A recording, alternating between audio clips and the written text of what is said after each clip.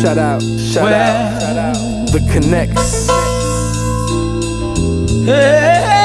Luis Guzman.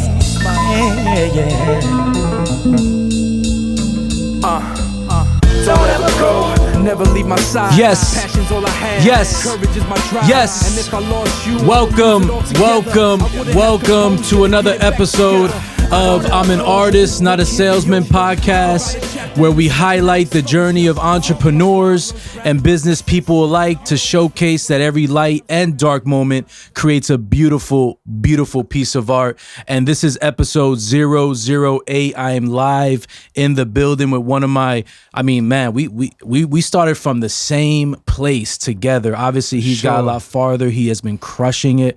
World renowned, just not on Hot 97, but the owner of The Movement. He has his own Movement Space Live YouTube show. He's an entrepreneur in his own right, does so much for his city. And I'm talking about none other than DJ Drewski. Welcome to the program, brother. Thank you for having me. Thank you, man. Hey, thank you for being here, bro. Yeah, absolutely, man. And, I started off with, how I said, you are like a landmark in the city. I'm talking about Elizabeth, right? But before we get into the whole roots of it, like I always ask this to everybody that comes on the program. Who is DJ Drewski? Just a young man from Elizabeth, New Jersey. Yes, sir. Who, had big dreams and actually went to accomplish those dreams, and they are now coming true. It's not that difficult. Once you have a goal and you set out for that goal, and I'm proof that if you stay focused and don't let the distractions or blame your environment. You can't blame anything. You got to stay focused and go after those goals, and they can be accomplished. And I love when you say that, because one thing I notice about you that has never changed from the day I met you to today is you got drive. And that drive doesn't stop. I don't know where you get this drive from, but you are always ahead of the curve. You're always finding out different ventures, different ways to hustle, make money. I think that's a little bit of the Elizabeth in us too, right? I was going to say, that's part of like growing up in certain environments. You got to hustle. It's in you. And let me ask you this. I know it's in you, but there was someone in your life as a child that kind of showed you the game, your dad, your mom? Like, did you have any influence in your life that showed you that drive and that hustle? Yeah, for sure. It definitely was family. Seeing, like, knowing my dad's history, like he grew up in Elizabeth, right? Okay. My mom grew up in Elizabeth. So you guys are all born and bred Elizabeth. Right. Got you. My dad was able to escape that, that low income type of family and figured out his craft, started doing like real estate, property management, and he took that hustle and turned it into, something great. And as a kid, I didn't know the whole story till I got older. But, my parents got divorced. Of course, we stayed with my mom. He would pick us up on weekends. But when he would come, he would be in the latest Jaguar or latest Porsche, or like always fly, dressed in a suit, always. Man. And I was like, wow, he looks like the bosses you see on movies. And that's my dad. And I always wanted to like kind of follow in his footsteps of just be a boss, And, yeah, and it's crazy you say that, because like that's, you had that blueprint since a young age, and now you're actually following in those same footsteps. Right. Different hustle, right? Because you said he was way doing different property, hustle, but still the same drive and the same commitment to honoring your gift and your craft and putting it into motion to become successful. And then you see your mother on the other side, who's raising 4 children, what I'm saying, and doing her best. So it's a different hustle being a mother. Shout out to all the moms, because now, absolutely, as a father, you see how we were talking about the mom and your wife, how important they are when it comes to family, and just seeing my mom make it through, like, what I'm saying? And it was like, wow, she's a hustler too. Like, she made it happen. So that's what, it's crazy is I've always known you, but now on this personal level, and I feel like now it makes sense. Right. This is where you get it from. It's a great mother, a great father, great examples. Bro, you got the Molotov cocktail of success. Yeah, it's like it's your foundation, right? So that, for me, that was my foundation, and it wasn't perfect, but they made it feel and look better than what it was. And I think that's important. Like, as a leader, being a parent, you got to make things look great. Like, you want to lead the right way, and they did that, and I think that's what got instilled in me. Yeah, you are the living proof of that, of the hard work they put in. And obviously you put yourself around certain people, certain environments, you're going to become that. Exactly. And in your case, growing up, You just followed the blueprint that your father and your mother laid out. Right. And it's crazy because sometimes the dynamic is like the father, they divorced, but your father was still active in your life. Sometimes it becomes that you just have the mom and the dad is out of the scope. You had the luxury of having both. So like the hustle is just like doubled from what I see. And again, it shows in everything you do, brother. So that's very, I never knew that about you, man. So that takes me to my next question. So I love your journey. I mean, you're talking about from Cinnabon to Cypher Sound's assistant. Right. To now being your own brand. Intern, because I think assistants get paid. I wasn't really getting paid, Now I was getting paid in food. Now I know that story loosely. I wanted you to delve into it, like your journey. I do remember like you and me being in the, this is when Nori first started dating Neri, and we went to like their apartment in Elizabeth. You had the Cinnabon outfit on. We was just hustling. I was doing the music. You were trying. So like, just break that down for me, like your journey, brother, from Cinnabon to brand right now as a businessman. Yeah, so like just working a job is clearly to make money, right? And you use that money to invest in your dreams. So whether it was buying equipment or whatever it was, being able to pay to jump on a train, right? So when I wasn't working at Cinnabon and Sabaros, I'm on a train going into the city and sitting in studio audiences of 106 in Park, TRL, Sucker Free Countdown. And when I first started doing it, DJ Clue was the host of Sucker Free Countdown for a very short time while I was going, right? Yep. And Cypher took that position as the host. Now, both of these guys are world famous DJs. They're both on the biggest station in the world, Hot 97. I'm an 18-year-old, 17-year-old kid looking up to them. But now I put myself in a position where I could get close to them. And that was the goal. Get yourself in the room. Right. I didn't care about sitting in the audience or who the guest was. It was more to get close to these guys that I seen that were doing what I wanted to do. So every time we're exiting the building, they make, the studio audience, all right, let's exit. I would pop my head into the dressing room on the way out. Hey, Cyph, I'm a DJ. I want to, learn more, whatever I got to do. He's like, yeah, I got you. But I had to do that multiple times before muscle memory. Right. I got a call back like, hey, so you're still interested in intern? And I'm like, yes. And Cypher was like the first one to actually, kind of open that door for me and bring me in and give me a shot to intern. And Gotcha. when someone like him, who's super hardworking, his work ethic was insane. He had multiple jobs at one time, whether it was radio, two radio stations, TV, all that. So now I'm going from a kid that already has the hustle and drive to linking up with someone that has the hustle and drive and just really learning now the business and the industry. And Cypher was the one that like gave me that shot to get in, and I just kept running with it. And that I want to get more deeper into that, but is it true that one of your friends was his intern or assistant? He couldn't make it somewhere with Cyph, and then he called you to, or is that just like Elizabeth folklore? No, so it was like, Club Abyss. You remember Club Abyss? Yes, absolutely. So they were like Cypher DJ'd at Club Abyss a lot. So the owners of Abyss, I believe it was like their nephew or cousin, Papa Don, I think. Oh, okay. You heard of Papa Don? I heard Papa Don, yep. So Pop was like Cypher's assistant. And I would go to Pop like, yo, let me know. I'll help you guys. I'll carry like, crates, whatever, right? Yeah, Pop, yeah. He never really, I guess he never told Cypher how interested. He probably thought it was just another kid, trying to get on.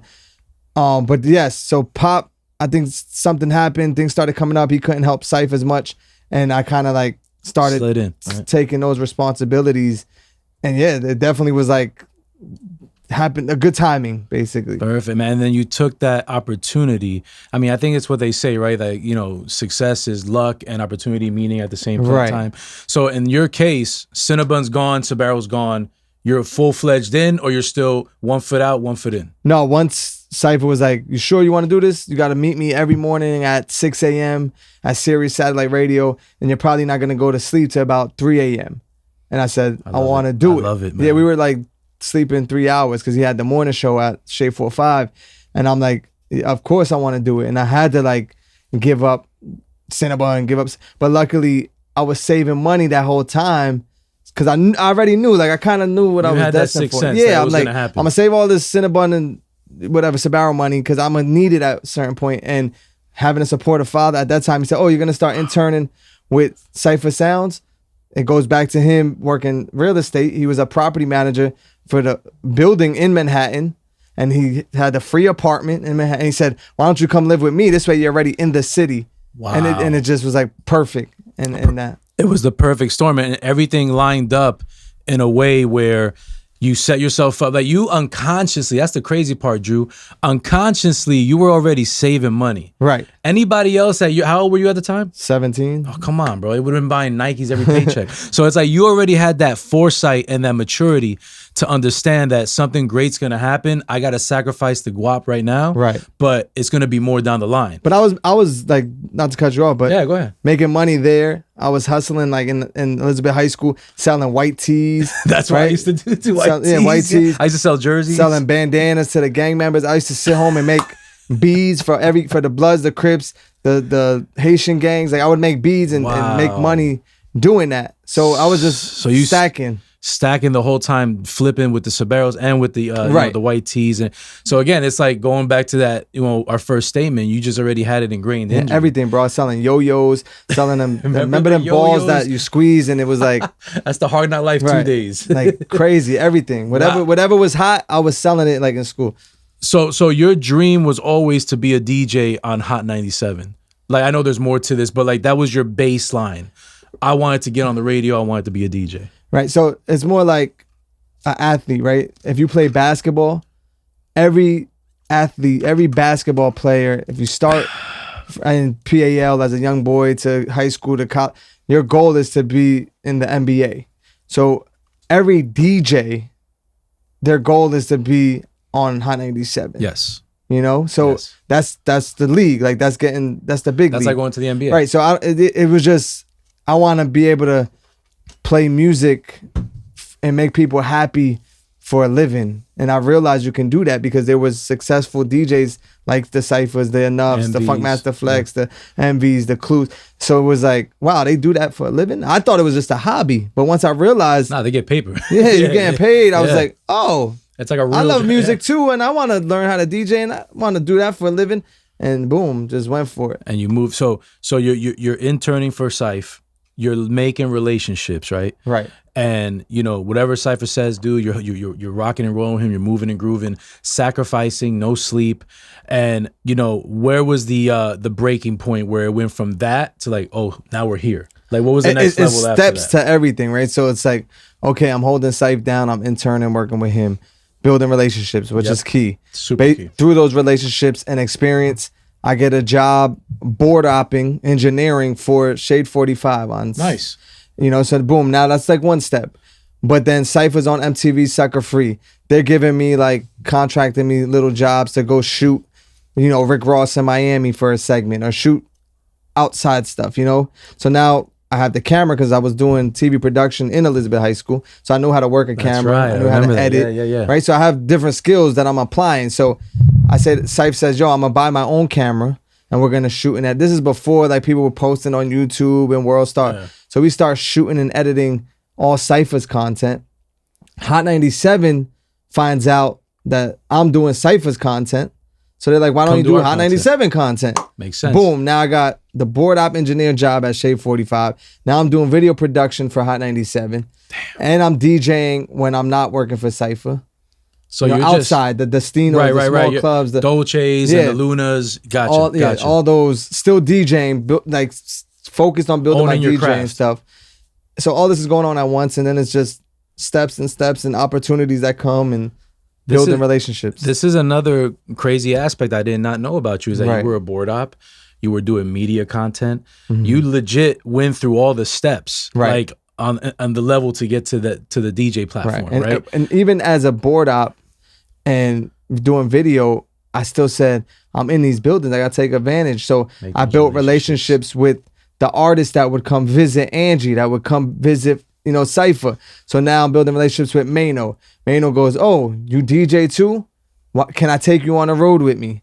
So now I'm Mano's DJ. Right there, yep. Jim Jones meets me. Boom, now I'm so it's like, it's just, taking those opportunities and turning them into something, right? Yeah, because it's like planting your seeds, right? So it's like you're still doing the thing with Cyph, you're learning as you're on the job training.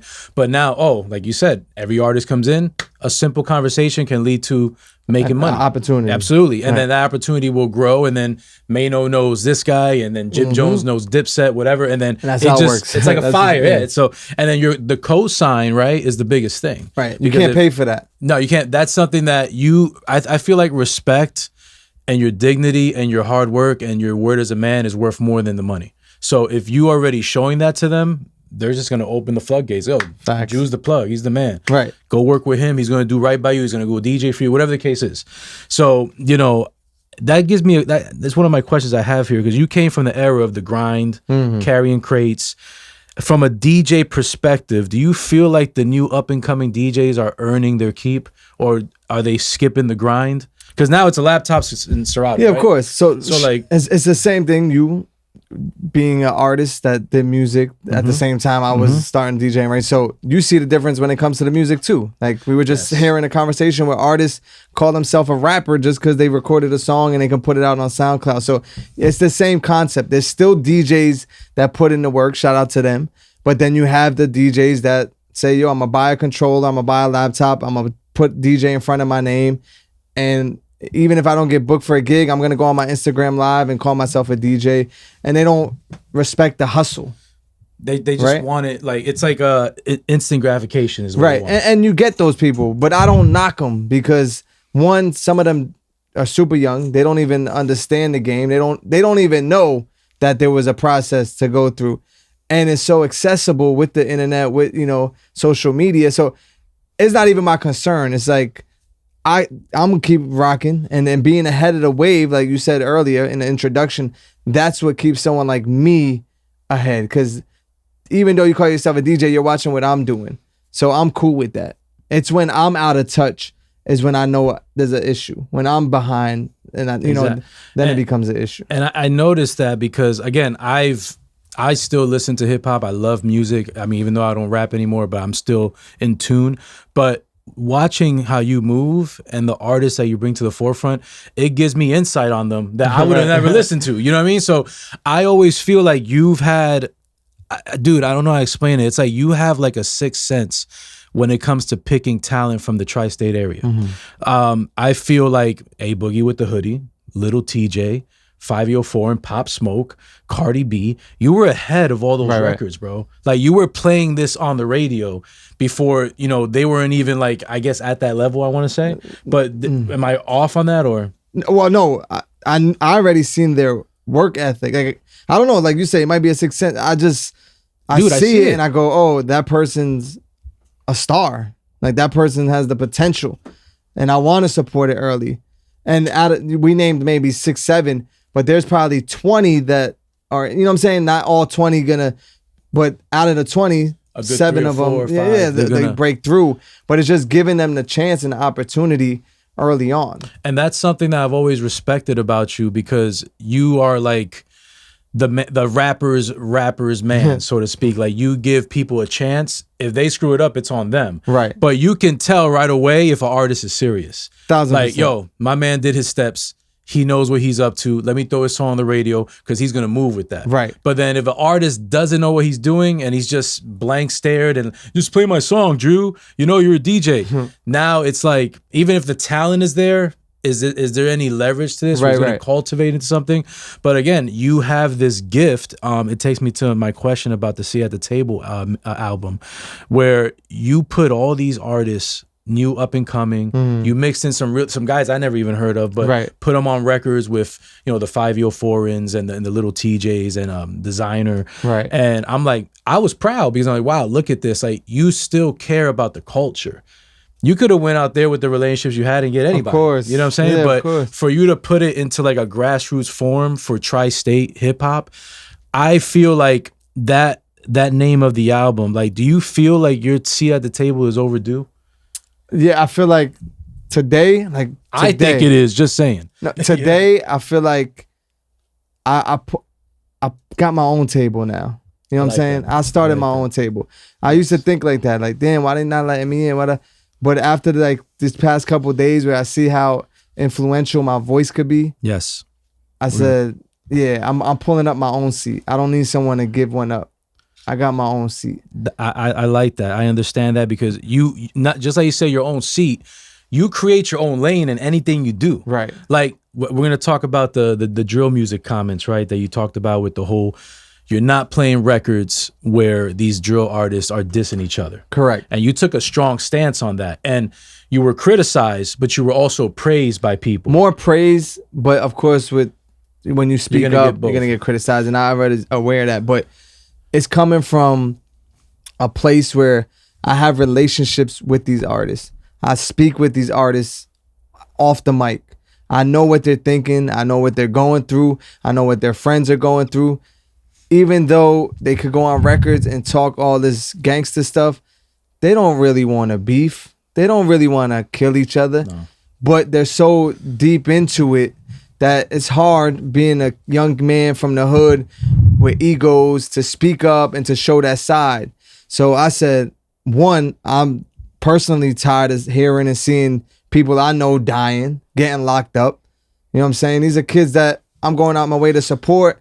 They get some opportunities and then lose it because of whatever it is, and they blame it on the hood, which is cool, but they're putting that energy in the music, right? When you hear the records and when I see Lou, I'm gonna kill him. Yeah. What do you think's gonna happen when I see Lou? Either you're gonna kill me or I'm gonna have to kill you because now it's out. It's in the atmosphere. It's in the atmosphere. You're putting it out there. It reminds me of Biggie and Pac, right? Where it don't matter. Oh, you listen to Biggie, pop. You listen to Pac, pop. Right. So it's like it's getting to that dangerous, space where it's just music, fam. You know what I'm saying? It's just make the music. Make the music. But let's try to avoid the violence of it. And that was my thing. And it's coming from the artist point. That's why I don't understand how artists get mad. I'm saying, if I'm giving you the heads up, like, Lou, I don't know if you paying attention, but the streets is trying to kill you. The police are trying to arrest you only because you said something that they don't agree with. So you diss somebody, so now they want to hurt you. The police heard it. Now they want to get you to avoid any violence. Mm-hmm. Why don't you just stop dissing? That's all it was. Yeah, and make great music. Right. Continue to do what you do best. I love your music. I love drill music. But just stop dissing. Yeah, it's and you can make more money that way. And you can not infect, that's bad with the COVID going on. You can influence more people that way. But my thing is this, right? I'm curious because I like drill. I don't listen to it a lot, but in the gym, I have a little drill music on. But my thing is this. Is drill music, like the culture behind it, does it come from gangs? Does it come from violence? Is that already ingrained in the DNA? The origin? The origin, yeah. The bigger early drill records, the origin is coming from a diss standpoint. Gotcha. Right? So I can't speak on Chicago. We're not from Chicago. But I know a lot of New York artists were influenced by the Chicago drill. Once they brought it to New York, they were doing like the drill records, but it was when the artists like 22G's and Chef G started doing the beefing on the records is when I think the kids and the youth were entertained and they got hype. I got hyped. Yeah. I thought it was like, cool, y'all going at it on music. I love it. Give me both your records. I'll play it. I love the energy. I love that you're building a following. These kids are following you guys. And that just opened the door for other artists to do it. They thought that was the format. But then all the guys around 22G's are dying. All the people around Chef G are going to jail. And it's like, oh, nah, this is real. This ain't, they're killing each other. Yeah, it's real. Like, it's real. Like, this is not hip hop. It sounds good on record, but now it's trickling into real life. Because you're not just keeping it to the music. It's happening in real life. And as an adult and as a father now, in the past 8 weeks, I'm like, wow, I only know this little girl for 8 weeks, and I love her like none other. So I can only imagine what other parents feel when their kids are. Oh my God, it's disheartening. Yeah, it was just like, it's too much. Like, and I think it's very powerful for you to take a stance like that with the voice that you have, and in the position that you're in, and really give people that influence. Like, you know what, Drew's got a point. Right. And I think your voice, and a lot of people picked it up. I mean, that thing went everywhere. Crazy. Which is crazy. I didn't even expect. Yeah. I posted it in my Instagram stories, right? Where we all know the stories get maybe a quarter of what you made. Yeah. So it was just like a story post because another young man I knew, T. Woo, another kid, Nas Blicky, that same week, one got shot and died. So I was like, you know what? Like, I'm not playing none of this shit. It's just inciting violence. Yeah. Just because that's how I felt at the moment. And then everyone must feel the same way, and they just jumped on board. Absolutely, because you brought it to the forefront, and now the chain reaction is happening, the conversation is happening. Right. There wasn't no conversation before. I think Joe Budden said something today, right? Yeah, he spoke, but like throughout the week, everyone's been academics. I believe talked about it. Jim Jones mentioned it in an interview. Someone asked him about it. Remember Star and Buck Wild? Yes, Star has his own podcast. He brought it up. A lot of people are talking about it because it must have been on everyone's mind. They didn't know how to say it. And you started that ripple effect. Right. But that's what I love, because again, it goes back to your DNA as a person. You start everything, and you have the heads up on everything that's like awareness, whether it's, we'll get more into the movement space thing later, but you kind of just like throw the pebble in the water and it just reverberates. Yeah, and it's like, if I'm quick to take all the credit for playing it first, and I'm gonna be quick to like give my opinion on it too. Like, you can't tell me how I could feel. I'm not saying you could play it all day. Everyone in here could play it. I'm just not playing the diss records. I'm still gonna play drill. I love drill music. Yeah. And I got records that are coming out with drill artists. It's just we're not dissing nobody on it. Yeah, you want to. It's all about let's keep everybody alive. Let's make money. Let's further the culture. Right. Let's grow. Not bring the culture back. I mean, you seen what happened to Nip. You seen what happened to Biggie and Pac. You seen what happened to all these Young Dolph. Young Dolph just it's sad, man, because everybody's so talented and we just want to make money. But I think it's, again, the energy that music creates. Some people really ride that, and they forget it's actually a business. Right. Like, this is art, but there's also a business behind it. It's not just shoot 'em up, bang, bang. Nah, the music is part of our life. It's pretty much like the score to our life, right? So, like, when you're feeling a certain way, you go listen to music. When you're in the gym, you listen to music. When you're driving, you listen to music. These kids are consuming the music on YouTube, and when, you know what I'm saying, that's part of their life. Like, what do they listen to music. Clearly, when the record, like, shout to K Flock, got 20 million streams on just YouTube. Wow. That means, people are paying attention. Yeah, like. Yep. Do you think it'll take a seasoned artist? Like, I know Jim Jones just dropped an album, the drama series, where he put a lot of young artists on there. Right. Do you think it'll take a seasoned artist that actually been through the war, like Jim Jones, to kind of put these kids under the arm? Or is it more than that? Do we need full awareness from everybody? I think one from everybody, but we need the young leaders, the young influencers to speak up, right? Because now if someone like Little Jim Dirk? Jones speaks up. Yeah, like Jim Jones speaks up. They're like, oh, he's an OG. Oh, he was a gang member. Oh, he did the gang. You know what I'm saying? They're not looking at Jim Jones like he knows what he's talking about. He has experience. They're not looking at it like that. We need the young, the Lil Durks to speak up. The 5-year-old to say, yo, we love the music, but we don't promote or we don't agree with the violence.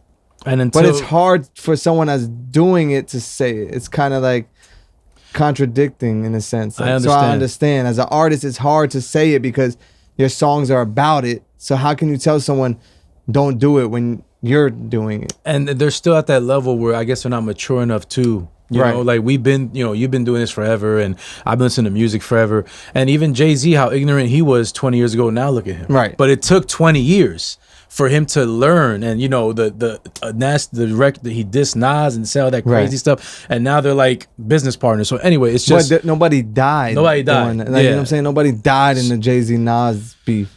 You think it's clout chasing? You think it's a lot of it is? They're babies. They're 18, 17, 16.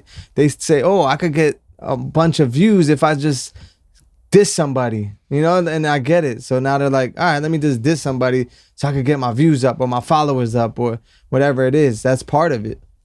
Yeah, I really hope it gets better, man. And I think, like I said, your ripple effect that you started with, I think that's going to reverberate. And I think the narrative and the conversation is going to open up more. Right. And I think you're going to be the reason behind that, because it needs to be, talked about, right? Because if not, you're gonna God forbid, it's gonna take like a bigger artist passing away, God forbid, for it to really be awareness. But remember what Drewski was talking about, right?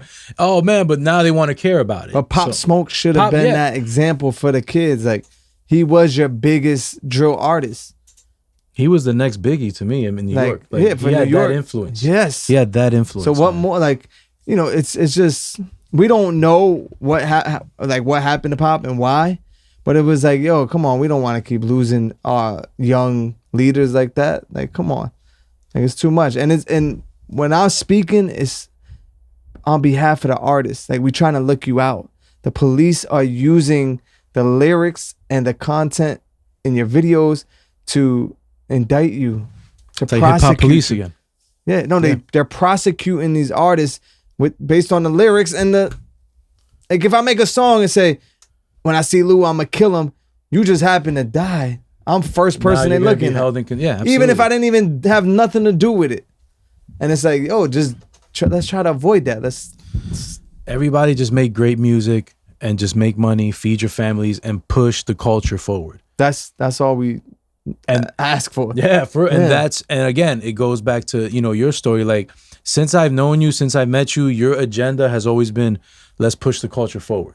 What can we do? Like, you're the hardest. I mean, pause. Like, as far as like in the city, hey yo, no, in Elizabeth, right? Because, you know, Elizabeth, it's dog eat dog world. It's crabs in a bucket mentality. but that's every like hood. Every hood, yeah. You're right. But in our city, you actually gave opportunity.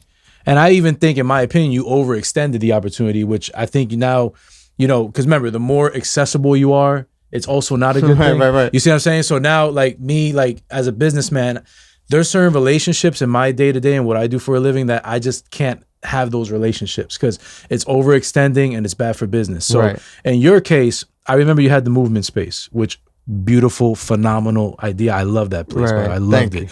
And then obviously pandemic hit. Nobody's going outside. Was it strategically planned for you to go into a virtual space with the podcast, or was that just like it fell in your lap? Like, what was the genesis behind it? Yeah, it was one of those situations where it kind of just fell into place again. But people don't realize, like, even with the movement space, I get paid a good, like, people would be like, wow, you got paid that much to go host a showcase? Like, you know what I'm saying? I get paid to host these showcases. I was doing a free weekly every Monday, I think, right? Showcase, or every other week for free, where I was actually there allowing artists to come perform for free, come in for free, made $0 on it. And then there'll be artists that take advantage of the opportunity, or, you know, like, I allow people to do events in the space. They want to fight, break my, like, so it's like, equipment. Oh my God, how much, like, how, like, I'm generous, I'm being nice, but I'm not stupid neither. Like, Exactly. you're not going to take advantage of me. So we gave all those opportunities, but then, like you said, COVID hit. You can't do events no more. It just so happens that the lease is up at that time, and I had two decisions: renew the lease and just have an empty space, or now move into the virtual world. And that's what we did. We said everything's gonna be digital. We got to focus on digital. And content. Boom. Yeah, it just happened like that. And that's beautiful, because I feel like even now, isn't it more scalable now? Isn't it more profitable for you, like as a brand, as an entrepreneur? 1,000%. Like, because your overhead is way lower. Brick and mortar's done. Right. You can do everything via email. Right. You obviously, I know you do have in-person interviews like this. Right. But, you know, for the most part, you're doing music submissions. So, like, what is the return on investment for you, and what's the return on investment for the artist? Like, with the space that you're providing with the podcast situation. For me, it's like the overhead is much lower than what I was doing. So I don't know percentage wise, but no, we don't have to get into. Yeah, like I'm trying to break it down, but it's definitely for me as a business, it made more sense to say, okay, let me take this overhead of this high rent. You know, I'm not really making profit. Maybe breaking even on certain things, but I had to do more work. I had to rent it out to make money to cover the bills, and doing that, you start getting, you know, it just turns into a headache. Legwork, man. Right, a lot. Yeah. And like you said, the accessibility. I would be there during the day, and people knocking on the door to drop off their music. It just became too much. So it just made more sense to say, okay, we're going into a digital world. We need a digital space. I could do my digital stuff and still do, you know, in-person interviews, in-person listening sessions, and it's just way more comfortable for everyone, from the artist and myself. Say, okay, I'm in a secure location. It's just us. Gonna pop yeah, off. like you know, and it just made sense like financially too. And do you feel like that new model you're doing with the pod is making a bigger impact? Oh yeah, it gives these artists another outlet and platform to send in their music, to be heard, right? Because if I wasn't doing it, how would I really hear your music, right? If it's much easier to get DJ Drewski to listen to your music if you're submitting it directly to him. And I think, and that's why I shout out the artists to say, yo, take advantage of that. Like a lot of DJs in my position don't want to hear your shit. Yeah, and they're not there. Like they don't want to hear your shit because majority of the time it's probably trash, right? And they're just so over it. I'm sitting down for an hour every Monday and just saying, here's my time, send in your music. And then on top of that, if we hear something we like, there's so many opportunities that we've been giving out. We get special guests to come in. We have Fetty Wap, whatever, Diamond artist, right? Yeah. He's a Diamond artist. Yeah. He was on the show. 2 days later, he collabs and does a record with one of the artists that submitted the music. Like you can't ask for anything. It's like you're giving, not that you're giving it to them on a silver platter, but when I was coming up and I was doing music, I had to stand in front of Hot 97, bro. Thank you. And I rap for Jewels, I rap for Diddy, I rap for Mano. Everybody that came out that Hot 97 building, I was like, yo, 908 Division, here, take the seat. And it was a grind. You're cutting their grind in half, but it's making it more accessible. Right. So you're providing more opportunity. Have artists come out of this, like what you've been doing? Like, is there anybody notable that you've helped or that you're helping right now at the moment? Not, it's still early, you know, besides the little opportunities like Fetty jumping on a song with someone. We had this, my guy Webb, who runs like a marketing company, does marketing and management. He was A Boogie's manager. He was Fab's manager. He tapped in with some of the artists to help, you know, them. We just have like cool special guests that when they hear artists or see something, they're like, yo, how can we contribute? So no one at like blue yet, but it's for the brand new artists to send in their music and we critique it to help them do better. Understood. If you're an artist that's established, you're not really submitting your music because you already got the confirmation that you have the potential. A lot of the records and artists we get are people that are questioning their potential. Gotcha. And then you take them to the next level if that potential is workable. Right. And outside of just what we do, I tell the artists, yo, today's world, we live in a content world. So screenshot it when we're playing your record, when we're critiquing it, screenshot it, use that as content. Whether we say something negative, still post it. Say, what are your thoughts on Drewski's giving my record a 2 and saying it wasn't mixed well? Like, post that. People love that. They want to be a part of that. And you'll see yourself grow and you could always go back, but it's content. So use engagement. Right. And I'm getting this vibe from you, brother. And if I'm off base, you let me know. Have you ever thought about sliding into the A&R game? Is the A&R even a thing anymore? Well, that's the question. Because like, you care, bro. Like you really like, you have a passion for the artist development. Right. You see what I'm saying? But is there still a lane for that in the game, in the music business? There's a position for A&Rs, but a lot of times it's like as soon as the artist gets going, it has some buzz, then they want to jump on it. They don't want to build the artist. You know, it's like, well, okay, he's streaming already. Oh, he got 100,000 views. He got $1 million, 300,000 followers. Yeah. Right. It's like, okay, now we'll get on it because he already has momentum. And now we know it's a sure investment. So it's really not developing the artist. They're coming in somewhat developed already. I see what you're saying. Yeah. I see what you're saying. And it's sad too for me because like I said, I'm like a hip hop purist. And before it was artist development, you would sign somebody off the street, nobody knew his name, and you would have to develop that artist. But now I feel like there is something new you're doing here by bridging the gap, because you obviously are a brand in the business. You're taking an artist that you don't know much about, but they're not ready yet. But if a song is fire, now you, Drewski, are bridging that gap to the labels. Am I off, or is that? Yeah, not Can directly. That be possible? It's like indirectly. Like they're watching what I'm doing, right? They'll say, oh, Drewski's supporting his artist. He's not signed? Nah, let's jump on it. You know what I'm saying? Where, nice. As a business person, I'm trying to figure out how to carve out time for my business and say, I'm gonna take these artists before the label does, and now they have to go through me to get them. But that's a whole separate job in itself. Yeah, so it's like, you know, it's like a commitment you got to do. You got to say, okay, I see an artist that has potential. I think they can eventually get signed to a label. Before I blow them up, I'm going to sign them to me, then we'll take them to the label. But it's a whole process in itself. And me being an artist myself, I want to be fair. I don't want to cut anyone's opportunity. It's a lot of moving, but it's a lot of work. It's work. You got to have more than a big enough team, man. Right. Everybody has to have a dedicated role. You got to have people in place. And listen, like I said, you are still out here, like you're still DJing, right? Every night or every night. And is that still the number one passion?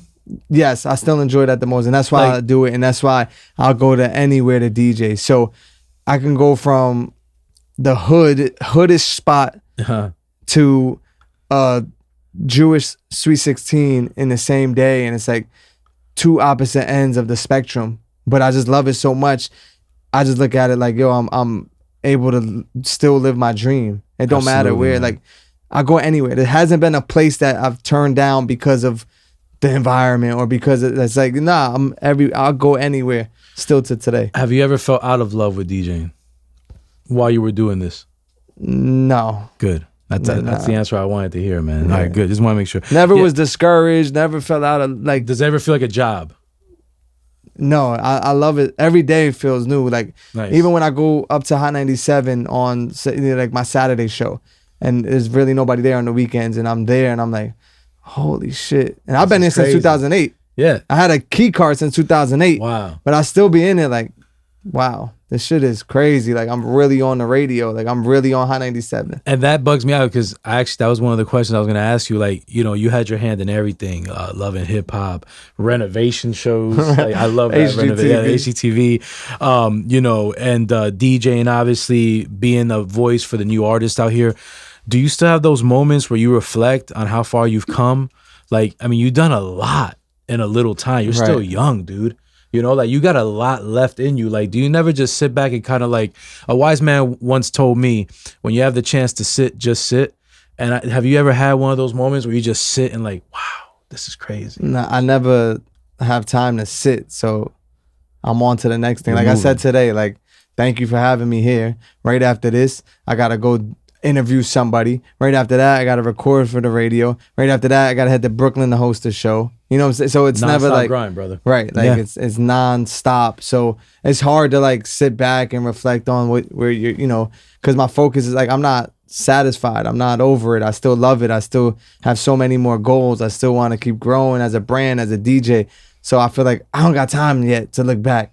I'll do that later. You're working now, right? And you got to keep moving. I'm not satisfied. I'm not. No, I respect that. Like, I'm the same way in my business. I wake up at 4 o'clock every day, and I'm probably gonna get home at 9 o'clock, and it's the same thing. 4 a.m. I wake up, I'm right back at it. So it's like we're addicted to the hustle, and we're addicted to progressiveness. Right. We don't want to stop. No, I'm getting in an argument with my wife because she's like, looking at the calendar, you got work on Monday. You know that's Valentine's Day and that's my birthday. Like, why wouldn't you take? So it's like, it's like so much going on. It's a lot he understands. I mean, I'm married, you're married, he's married. So Joe, you're not married yet, but soon. But you know, that's crazy. I actually was this was a question I was gonna ask you because you recently had a daughter, and you know, God bless, by the way, man. Congratulations. And you got married as well. So how does the growth of being a father and a husband influence you as a DJ and a businessman? Like, how do you handle Valentine's Day, but I got to work? Like, how has that changed you as a person and as a businessman? Well, as far as like businessman, if you thought like your motivation and your hustle was, you know, turned up before that, once you get married and especially once you have a child, it like triples. Like, absolutely. I look at her like, oh, I gotta go even harder now. Like, I'm working for something, for somebody. So the hustle only turns up.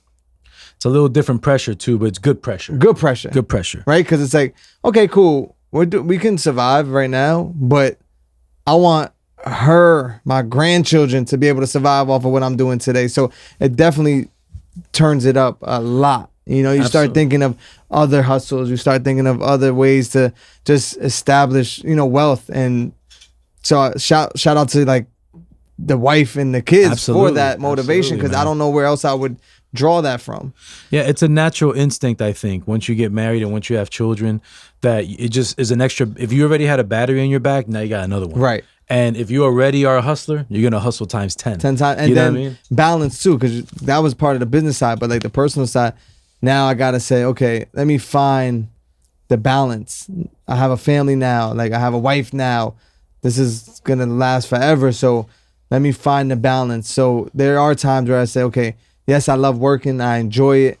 But let's say March is coming. I got no bookings this week. We'll use this week before they come in, because they're about to come in. Yeah. You know what I'm saying? It's February.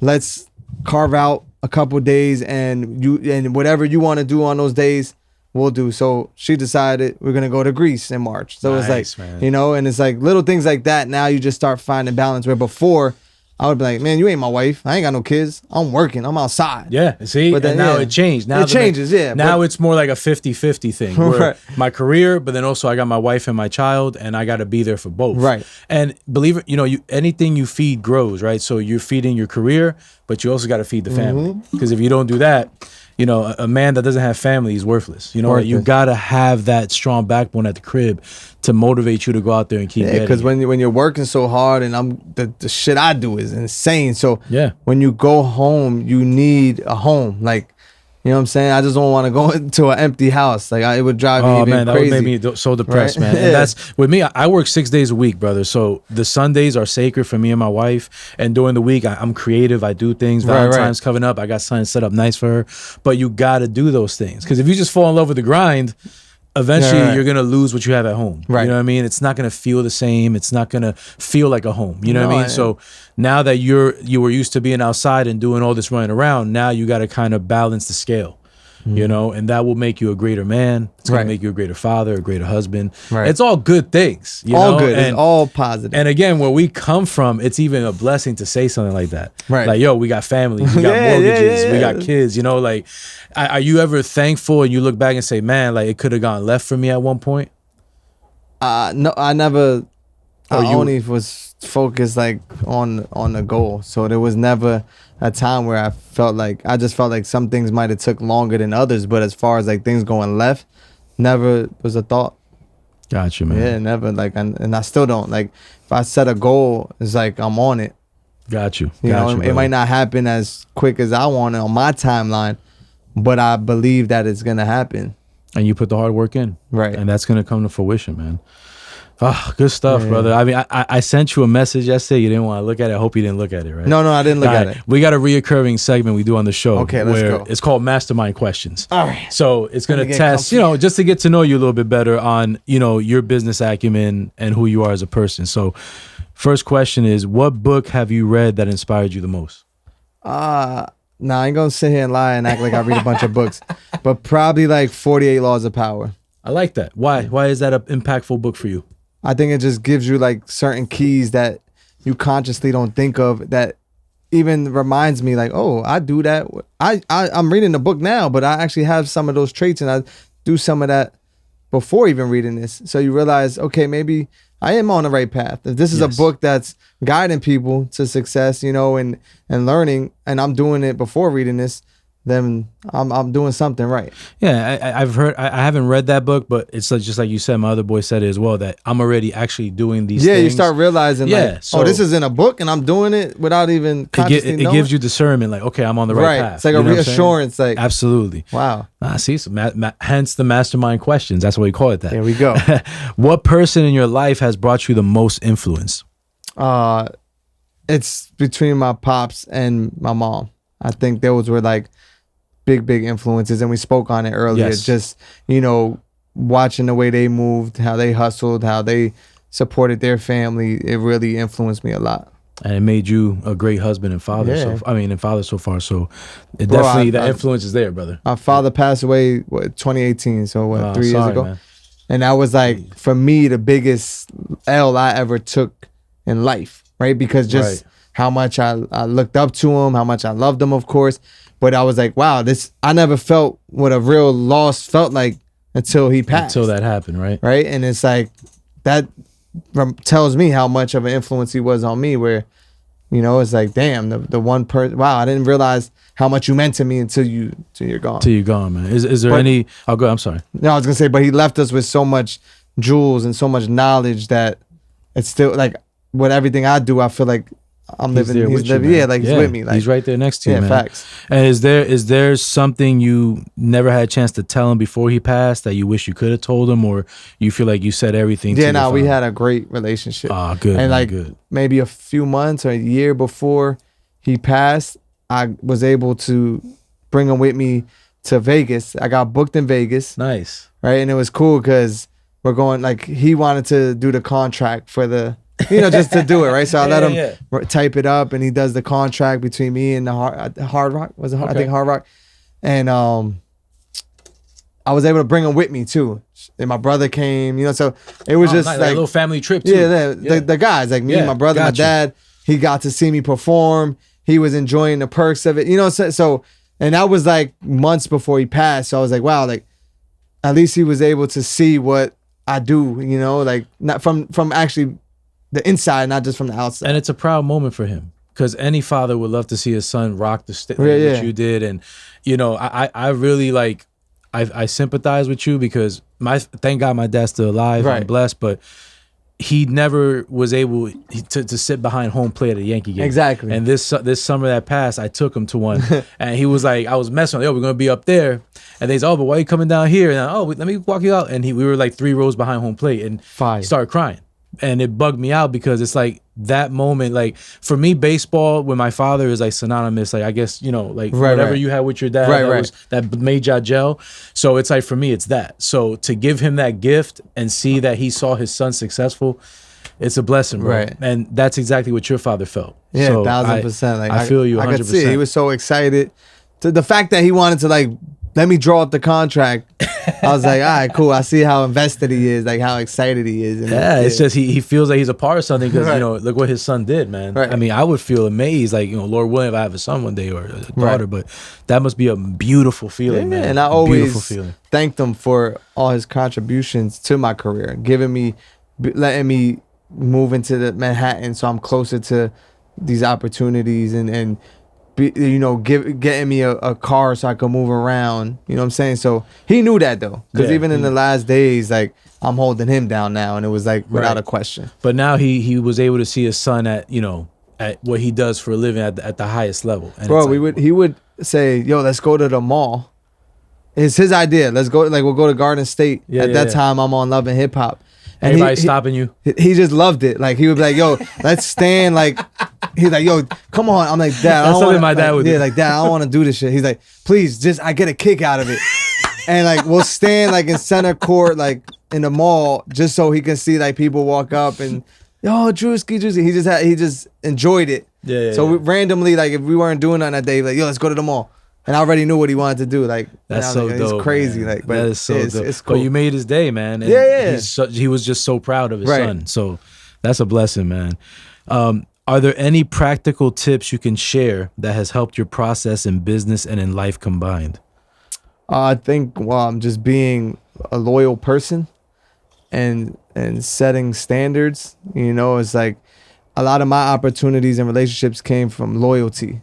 Not trying to rush the process. Like I said, there was times where I felt like I deserved something in a certain amount of time, and it's not always on your time. So don't rush the process. Like what's meant to be, as long as you're working towards it, you will accomplish, man. I think that's one of the bigger ones is like, it's not always going to be on your time, but stay focused and eventually you're going to get to that goal.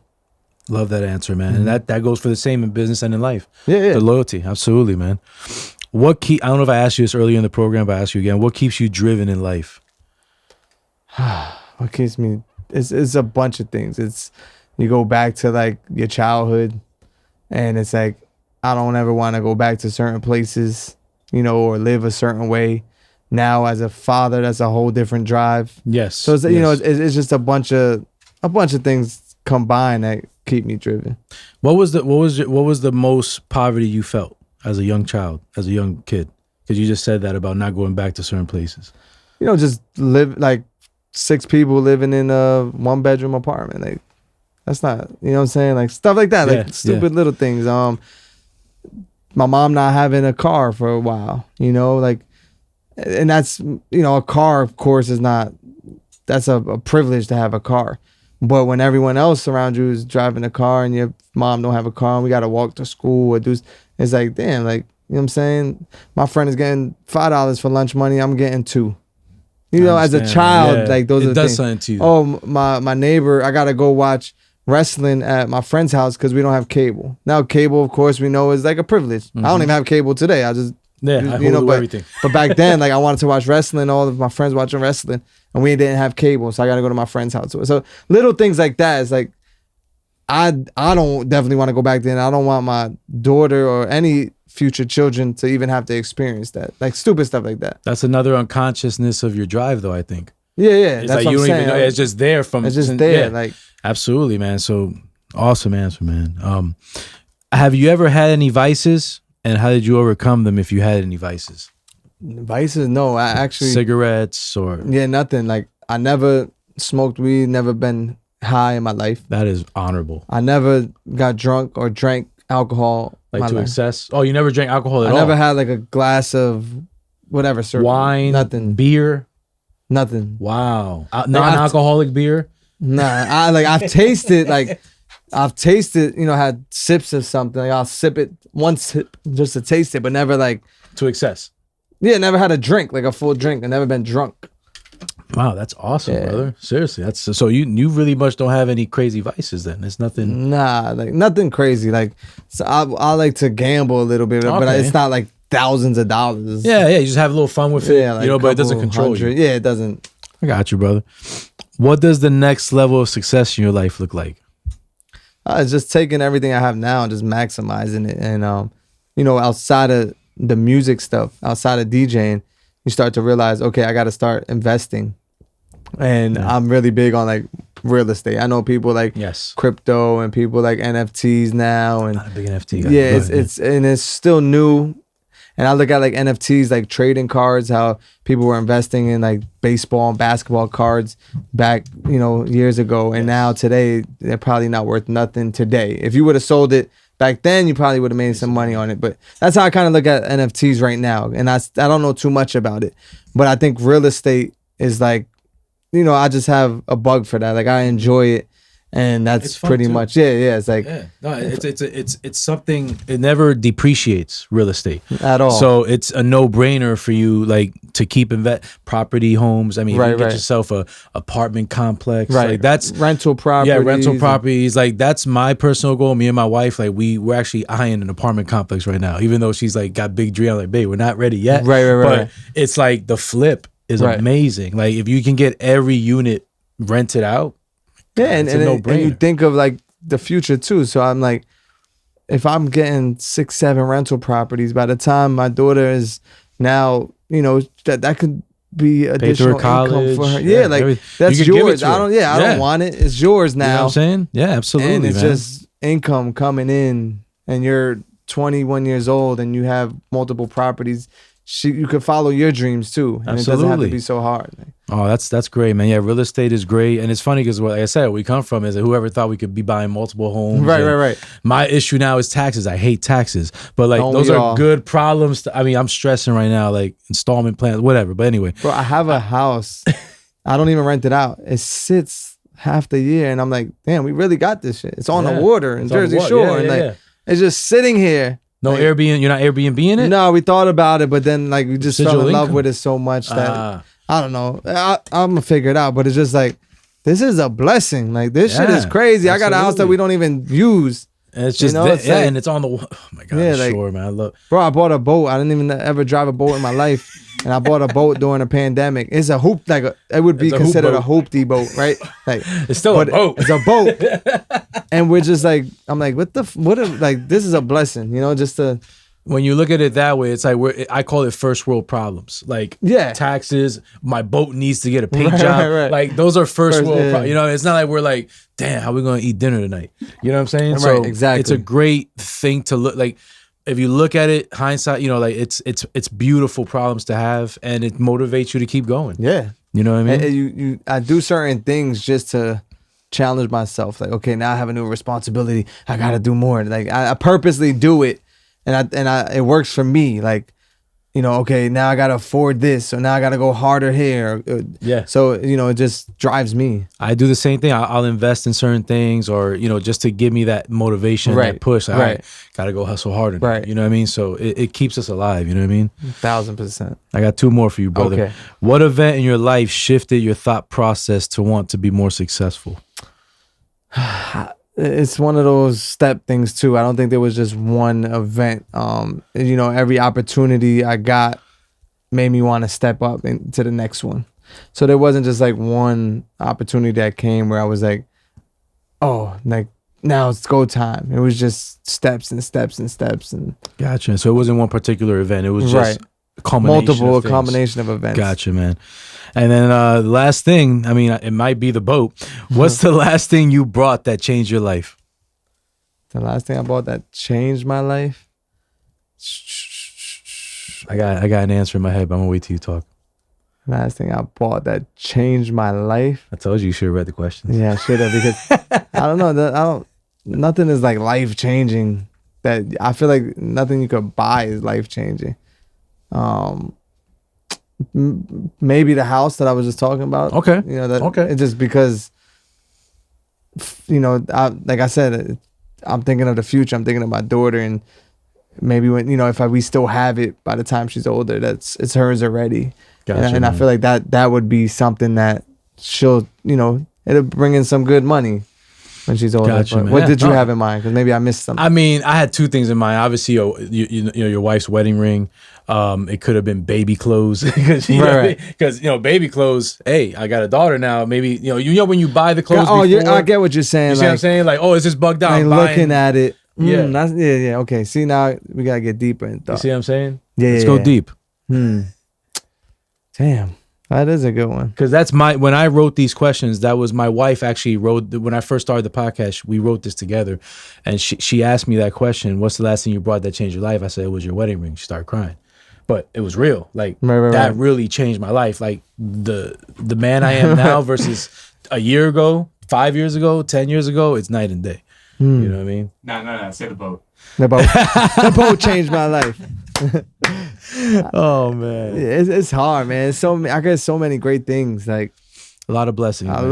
lot of blessings. Like a lot. And it's insane. Like I'll be like, damn, I got so much. Like I'll wake up. I talk to my wife like, bro, we so blessed. Like, yeah. and it's not even like it's still the beginning of, you know, when people say success. Yeah. My shit is still at the beginning. I don't have the mansion and all that. Like that's not even on my agenda, but you know what I'm saying? It's not, I feel so blessed without any of that yet. Absolutely, man. And I think, you know, that's why it's so fun. It's like, wow, I feel this blessed now. Imagine when you all get to the next when level. all the luxury stuff comes. Like, Absolutely, man. Oh, forget about it. Like, we're still like, I mean, what are you, 33, 34? yeah, 33. 33. I'm 38. And I feel how you feel. I'm like, life is just starting. Yeah, Like, it's exciting, man. Like, you know, we thought, you know, we got a crib. Like, oh, now we can get a bigger house. Oh, Right. now we can afford this. Now we can Right. afford that. Dude, I So, had the most fun in my Yeah. 20s, bro. Like, yeah. Yeah, because it's just like you're building towards it. The 20s was, I mean, correct me if I'm wrong. 20s, you're having fun, you're figuring it out. Of course. But your 30s into your 40s, you're laying down the cement. Yeah, right. You're laying down the foundation. And then Right. 40 to 50, you're out of here. Right. I feel like that's it. Now you're 40 you're- and then 50 is that moments where you can now, hopefully, if you can retire early in your 50s, Yes. where you can sit back and say, wow, look how much I've done, Look like how we much said I've done. before. That's my plan. Is like, if I could do that about 50 and I could just chill and work when I want, or how I want, then that to me is like, I've done something right. And it's funny you say that because I say it to my wife all the time, babe, I want to retire at 50. She's like, with your work ethic, I don't Right, know. right. You'll probably end up getting a part-time job or something. Of course. But, you know, I got to do something. Right, right. I'll sell You got- stuff you on gotta- eBay. I yeah. don't, you know, whatever. Facebook I'll do- Marketplace. Yeah, I'll do something. Lit. But, you know, you got to stay doing something to feel alive. You know Of what I mean? course. Oh man, I mean you survived the mastermind questions, brother. There we go. Man, Drew, man, listen, it's been an honor and a pleasure to have you here, brother. I mean that. To see your growth from when you were 17, 18 to where you are now, and to become a staple, not just in your neighborhood or in Elizabeth, but also in the game, Right. in the music business, become a brand in yourself, become an influencer in your own right, and to still be able to do this for a living and love what you do. Because a lot of people that work for a living and do what they do, they don't love it. Right. You enjoy what you do. And I see that every lot. time I look at all your Instagram stories, your posts. It keeps me young, too. Yeah, you enjoy it, bro. So like my advice is keep doing what you're doing, keep making everybody. Thank you. What's that? He looks like he's just having fun all the time. No, for real. Yeah. Like it's infectious. No, 'cause- they'd be like, yo, some people just post when they're having fun. Like, it looks like they're having fun, but they're really working. Yes. I really be having fun. Like, Yeah. I'm working, but I really have fun. And that's you see that through the videos and through the posts, and it's something that like Steve Jobs always said, do something that will connect to people's heart. And I feel that you have that, where you do something for the music business or for somebody and it feels real. It does. It doesn't feel like you're being phony, bro. Because I remember one time, real quick, Dolce Lounge. This is probably 15 years ago, maybe 10. I was there. This is when I was doing rapping, and you were DJing. And you played a record I did with Out of Sight on the Rock Premiere mixtape out of nowhere. Like, I didn't text you like, yo, can you play my record in the club? And I was just shocked. Like, I was with DJ Clapton at the time. And I turned around, I was like, oh, snap. And I gave you and that to me is genuine. Like, you're just a genuine dude. And go ahead. No, it's just like, I know that would make you happy. That would like motivate you too as an artist. And it's like, that's how I approach the whole game. It's like, it's not a selfish thing. Like, it's to really influence. I'm an influencer at this point, right? I did reality TV and all that Absolutely, shit. man. I'm an influencer. So it's like, if I can influence, if I can motivate, I feel like I'm doing something. Anyone can play records, but can you do more than that? Like that, and that's my challenge to myself. And I feel like that genuine self that you are, it's what gets you in certain rooms. It's what gets you to keep evolving and rebranding yourself and keep doing different things outside the box, because you just are who you are everywhere you go.